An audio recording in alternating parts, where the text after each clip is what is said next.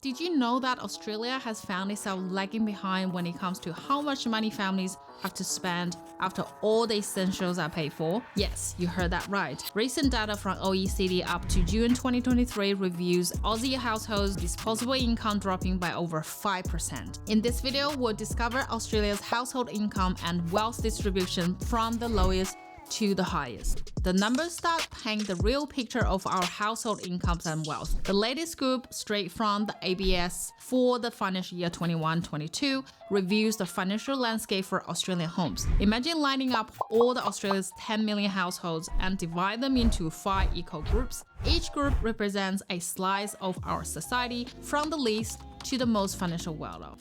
The average household income, or the report, it shows as household gross disposable income, essentially what most of us bring home from our jobs or businesses, climbed by 4% to a figure of 121,000. But here's where it gets interesting or concerning, depending on how you look at it. The wealthiest 20% of Australians, they are earning almost 12 times more than what the bottom 20% are making. To put it into perspective, that is $288,000 compared to $25,000. So what exactly do we mean by gross disposable income? It's basically the money households have to spend or save after receiving all their earnings, like wages, profits from self-employment, pensions and other social benefits, and then paying taxes. Gross signals that we are not taking away costs like wear and tear on assets. In simpler terms, is what's left in your pocket after the taxman has taken his share, but before you had to replace that old washing machine or car.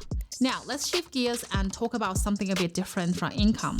Let's talk wealth. Imagine for a moment that you're not just looking at your monthly paycheck, but at everything you own. In 21-22 financial year, the average Australian household's wealth ticked up by 2% to 1,042,000. But how do we even figure out what a household's wealth is? Think of wealth or net worth like a giant scale. On one side, you piled up everything of value you own, your home, car, any land, maybe your business, and those savings accounts or investments that you've been nurturing. That's your asset mountain. On the other side, you stack all the money that you owe, your mortgage, student loans, credit card debt, all of it.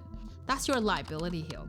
The difference between your asset mountain and your liability hill, that's your household's net worth or wealth. Why does this matter more than just knowing your income? Because it tells us about stability and resilience. Income is great. It keeps the lights on and food on the table, but it can fluctuate. Jobs come and go, industries shrink or grow, but your wealth is what stays with you. It's your financial safety net.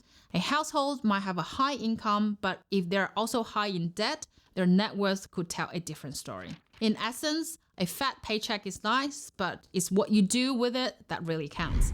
Investing wisely, acquiring assets that grow over time or generate additional income can turn a good income into great wealth. Let's start where it's toughest, at the bottom 20% of our society. Those who find it hardest to make ends meet. Picture a neighborhood where single-parent families are a common sight, where the struggle isn't just for extras, but for the basics. Here, nearly half of the income comes from government support like pensions and allowances. Despite their best efforts, the average household income stands at $25,000, capturing only a tiny slice, 4% of the nation's income pie. Savings, unfortunately, that's a luxury out of reach. Instead, they're often in the red, finishing the year $5,769 in debt. Wealth is even more elusive, with their share of the nation's prosperity barely hitting 1%, averaging around $35,000 in assets. It's a stark reminder of the financial tightrope some walk every day. As we climb a step higher to the lower middle class, occupying the second lowest 20%, the scenery shifts slightly. These households bring in an average income of $56,000 annually. It's a step up, yet life remains a balancing act. With an average net worth of $252,000, their financial stability often leans heavily on superannuation or a modest savings account. Debts still loom large, with car loans nibbling away at their budget alongside the ever-present mortgage. It's a mix of progress and pressure as they work towards a more secure footing while navigating the challenges of day-to-day life. Coming to the middle class, picture the heart of the middle class where the story often revolves around a young couple navigating life with babies or young kids. It's a world of birthday parties, school runs, and dreams of a bright future. With an average household income of $93,000, their wealth, mainly locked into the family home, represents about 11% of the nation's treasure chest, averaging out to $588,000. It's a stage of life filled with hopes, challenges, and the determinations to provide the best for their little ones. Stepping into the homes of the upper middle class, where the narrative often shifts to older couples whose children are growing up. With an average disposable income of $143,000, this group enjoys a comfortable lifestyle, underscored by the security of owning a home, 95% do, and their average net worth sits impressively at $1,067,200. Finally, we reached the pinnacle of financial success, the upper class, with an astonishing average disposable income of $288,000 and a net worth that leaps to $3.3 million. And these households are the titans of Australian wealth. Unlike their counterparts, saving for them isn't just a necessity but a way of life, with an incredible 39% of their income going into savings.